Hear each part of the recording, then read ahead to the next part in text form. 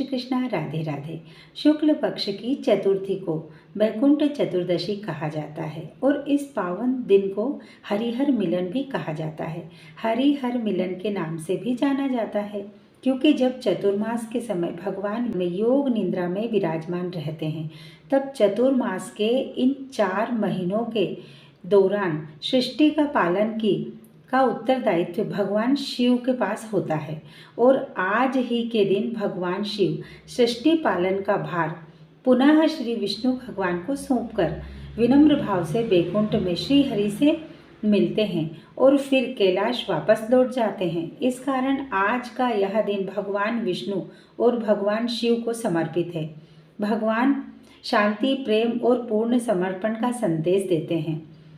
पुराणों में वर्णन मिलता है कि जो व्यक्ति आज के दिन वैकुंठ चतुर्दशी की कथा श्रद्धापूर्वक सुनता है या सुनाता है, उसके 7 जन्मों के पाप नष्ट हो जाते हैं और उससे भी बढ़कर उसके लिए वैकुंठ लोक के द्वार स्वयं खुल जाते हैं। तो आइए हम अब कथा का आरंभ करते हैं। पहले हम सभी श्री हरि भगवान विष्णु से हाथ जोड़कर प्रार्थना करेंगे। शांताकारं भुजंगशयनं पद्मनाभं सुरेशं विश्वाधारं गगनसदृशं मेघवर्णं शुभांगं लक्ष्मीकान्तं कमलनयनं योगिभिध्यानगम्यं वंदे विष्णु भवभयहरं सर्वलोकैकनाथं। विष्णु हमारे जीवन में प्रेम, भक्ति और सत्य पथ का दीप प्रज्वलित करें और अपनी कृपा हम सब पर बनाए। ज्ञानमय और प्रकाशमय आकाश के समान सर्वत्र व्याप्त प्रभु को मैं प्रणाम करती हूँ। प्राचीन समय की बात है, द्रविड़ देश में एक पांडव वंशी राजा राज्य करते थे जिसका नाम था इंद्रद्युम्न।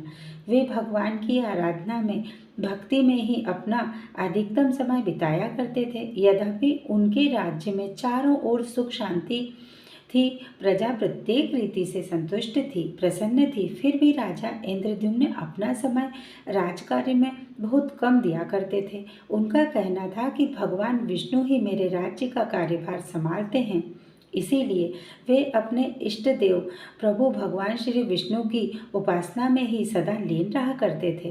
राजा इंद्रद्युम्न के मन में आराध्य आराधना की लालसा बढ़ती ही चली जा रही थी। इसी कारण से वह अपने राज्य को एक बार त्याग कर मलय पर्वत पर जाकर रहने लगे।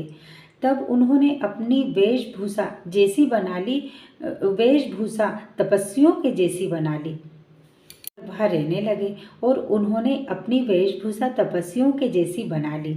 सिर के बाल बढ़ाकर जटा के रूप में हो गए थे और वे निरंतर परब्रह्म परमात्मा की आराधना में तल्लीन रहते थे। उनके मन और प्राण भी श्री हरि के चरण कमलों में रहते थे, हमेशा बने रहते थे। इसके अलावा उन्हें जगत की कोई भी वस्तु नहीं भाती थी।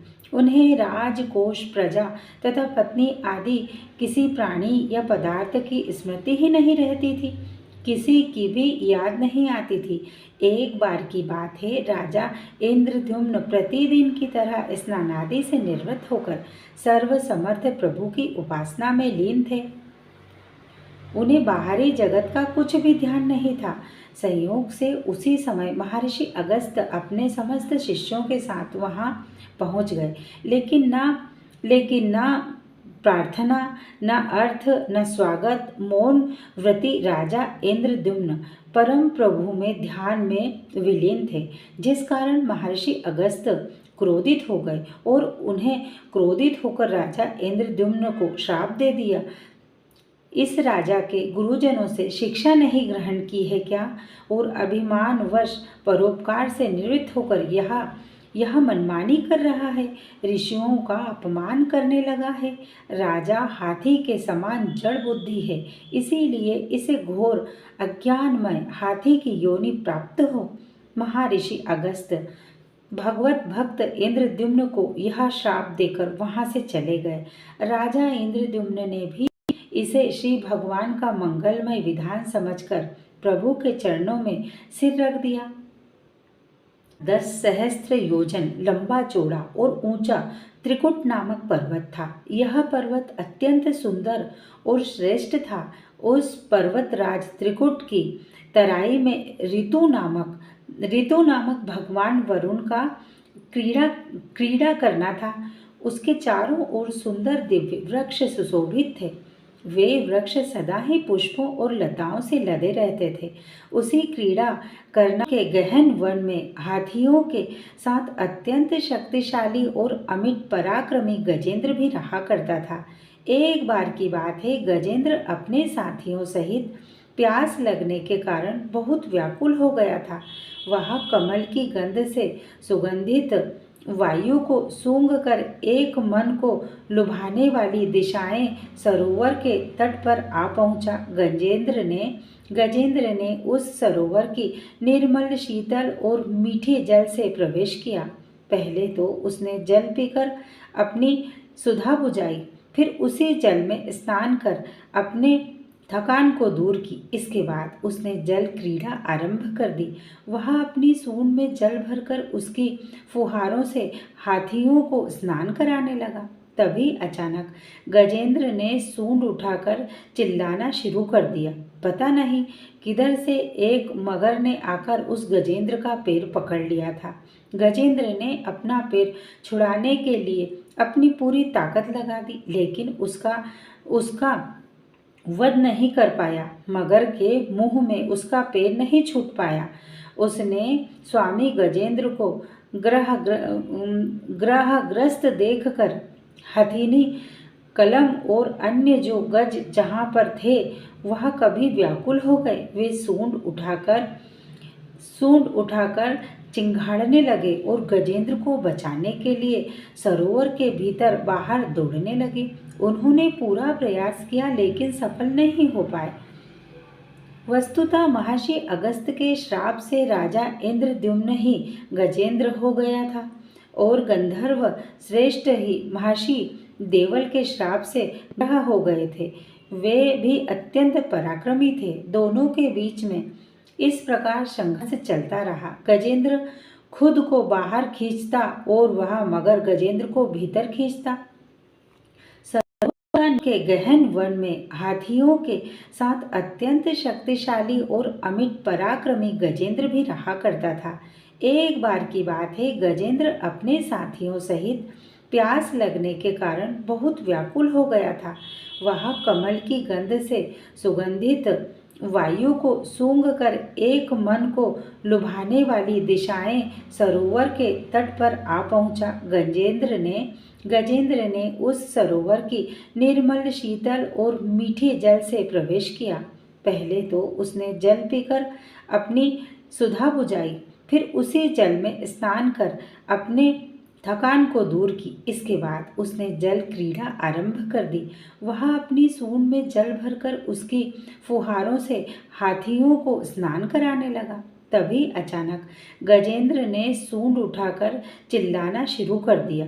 पता नहीं किधर से एक मगर ने आकर उस गजेंद्र का पैर पकड़ लिया था।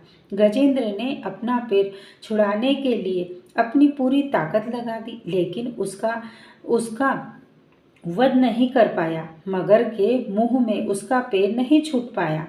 उसने स्वामी गजेंद्र को ग्रहग्रस्त देखकर हथिनी, कलम और अन्य जो गज जहाँ पर थे वह कभी व्याकुल हो गए। वे सूंड उठाकर चिंघाड़ने लगे और गजेंद्र को बचाने के लिए सरोवर के भीतर बाहर दौड़ने लगे। उन्होंने पूरा प्रयास किया, लेकिन सफल नहीं हो पाए। वस्तुतः महर्षि अगस्त के श्राप से राजा इंद्रद्युम्न ही गजेंद्र हो गया था और गंधर्व श्रेष्ठ ही महर्षि देवल के श्राप से ग्रह हो गए थे। वे भी अत्यंत पराक्रमी थे। दोनों के बीच में इस प्रकार संघर्ष चलता रहा। गजेंद्र खुद को बाहर खींचता और वह मगर गजेंद्र को भीतर खींचता। सरोवर का निर्मल जल उनकी खींचातानी से गंदा हो गया था। कमल दल शांत विक्षिप्त हो गए। जल के अंदर रहने वाले जीव जंतु व्याकुल हो उठे। गजेंद्र और ग्रह का यह संघर्ष 1 सहस्त्र वर्ष तक चलता रहा। वे दोनों जीवित ही रहे। यह दृश्य देखकर यह दृश्य देखकर देवन चकित हो गए। अतः एक दिन गजेंद्र के शरीर कमजोर हो गया। अतः नतीजा ये हुआ कि एक दिन गजेंद्र का शरीर कमजोर पड़ गया। उसके शरीर में शक्ति और मन में उत्साह नहीं रहा, किंतु जलचर होने के कारण ग्रह की शक्ति में कोई कमी नहीं हुई। उसकी शक्ति बल्कि और बढ़ती जाती थी। वह नवीन उत्साह के साथ और अधिक ताकत लगाकर गजेंद्र को पानी के अंदर खींचने लगा। असमर्थ गजेंद्र के प्राण अब संकट में पड़ गए थे। उसकी शक्ति और पराक्रम का अहंकार चूर चूर हो गया था। वह पूरी तरह से निराश हो गया, किंतु पूर्व जन्म की निरंतर भगवत आराधना के फलस्वरूप उसे भगवान की स्मृति हो आई। उसने निश्चय किया, मैं कराल काल के भय से चराचर प्राणियों के शरण सर्व समर्थ प्रभु श्री शरण ग्रहण करता हूँ। इस निश्चय के साथ ही गजेंद्र मन को एकाग्र कर पूर्व जन्म में सीखे श्रेष्ठ स्त्रोत द्वारा परम प्रभु की स्तुति करने लगे। गजेंद्र की स्तुति सुनकर सर्वात्मा सर्वदेव रूप भगवान विष्णु प्रकट हो गए। गजेंद्र को पीड़ित देखकर भगवान विष्णु गरुड़ पर आरूढ़ होकर अत्यंत तेजी से उस सरोवर के तट पर जा पहुँचे। जब जीवन से निराश और पीड़ा से छटपटाते हुए गजेंद्र ने हाथ में चक्र लिए गजेंद्र पर विराजमान भगवान विष्णु को तीव्रता से अपनी ओर आते देखा, तो उसके कमल का एक सुंदर पुष्प अपनी सूंड में लेकर ऊपर उठाया और बड़े कष्ट से कहा, नारायण, हे जगत गुरु, हे भगवान, आपको नमस्कार है। गजेंद्र को इस प्रकार पीड़ित देखकर भगवान विष्णु गरुड़ की पीठ से कूद पड़े और गजेंद्र के साथ उस ग्रह अर्थात मगरमच्छ को सरोवर में से बाहर खींच लिया और तुरंत ही अपने तीक्ष्ण चक्र से ग्रह का मुख फाड़कर गजेंद्र को मुक्ति दिलाई। ब्रह्मादिक देवगण श्री हरि की प्रशंसा करते हुए उनके ऊपर स्वर्गलोक से पुष्पों की वर्षा करने लगे। सिद्ध और ऋषि महर्षि परब्रह्म भगवान विष्णु का गुणगान करने लगे, जय जयकार करने लगे। दिव्य शरीरधारी हो गया गजेंद्र का शरीर। उसने श्री विष्णु के चरणों में सिर रखकर प्रणाम किया और भगवान विष्णु के गुणों की प्रशंसा करने लगा। भगवान विष्णु के मंगलमय वराह हस्त वराह उस गज जो गंधर्व के रूप में परिवर्तित हो गया था। गंधर्व ने प्रभु की परिक्रमा की। उनके त्रैलोक्य वंदित चरण कमलों में प्रणाम कर वह अपने लोक को चला गया। भगवान विष्णु ने गजेंद्र का उद्धार कर उसे अपना पार्षद बना लिया। गंधर्व सिद्ध और देवांग उनकी लीला गान करने लगे। गजेंद्र की स्तुति से प्रसन्न होकर भगवान विष्णु ने उसके समक्ष कहा, प्यारे गजेंद्र, जो लोग ब्रह्म मुहूर्त में उठकर तुम्हारी की हुई स्तुति से मेरा स्तवन करेंगे, उन्हें मैं मृत्यु के समय निर्मल बुद्धि का दान करूंगा। ऐसा कहकर भगवान विष्णु ने पार्षद रूप में गजेंद्र को साथ लिया और गरुड़ पर आरूढ़ होकर वे अपने दिव्य लोक को चले गए। पौराणिक कथाओं के अनुसार यह बहुत ही पौराणिक कथा है। पौराणिक कथा के अनुसार एक बार भगवान विष्णु ने काशी में भगवान शिव को 1000 स्वर्ण कमल के पुष्प अर्पित करने का संकल्प लिया था। भगवान शिव ने भी विष्णु जी की परीक्षा लेने के लिए अर्पित किए गए सभी पुष्पों में से एक स्वर्ण पुष्प कमल कर दिया। ऐसे में भगवान श्रीहरि ने विचार किया कि महादेव के पूजन की पूर्ति के लिए 1000 कमल के पुष्प कैसे अर्पित करें। इसके बाद भगवान ने सोचा कि मेरे नेत्र भी तो कमल के ही समान हैं, मुझे कमल नयन और पुंडरीकाक्ष कहा जाता है। यह विचार कर भगवान विष्णु ने अपने कमल समान एक नेत्र को भगवान शिव को अर्पण करना चाहा और भगवान विष्णु की इस अगाध भक्ति से प्रसन्न होकर देवाधिदेव भगवान तुरंत प्रकट हो गए। बोले, हे श्री विष्णु, आपके समान संसार में दूसरा कोई मेरा भक्त नहीं है और आज की यह कार्तिक शुक्ल चतुर्दशी अब में वैकुंठ चतुर्दशी कहलाएगी और इस दिन व्रत पूर्वक जो पहले आप पूजन करेगा उसे वैकुंठ लोक की प्राप्ति होगी। वैसे तो चतुर्दशी तिथि भोलेनाथ को समर्पित है, लेकिन भगवान विष्णु की भक्ति से प्रसन्न होकर भगवान ने कार्तिक शुक्ल चतुर्दशी को भगवान विष्णु को अर्पित कर दिया और भगवान शिव ने इसी वैकुंठ चतुर्दशी के दिन भगवान श्री विष्णु को करोड़ों सूर्यों की कांति के समान वाला अजस्वी सुदर्शन चक्र प्रदान किया।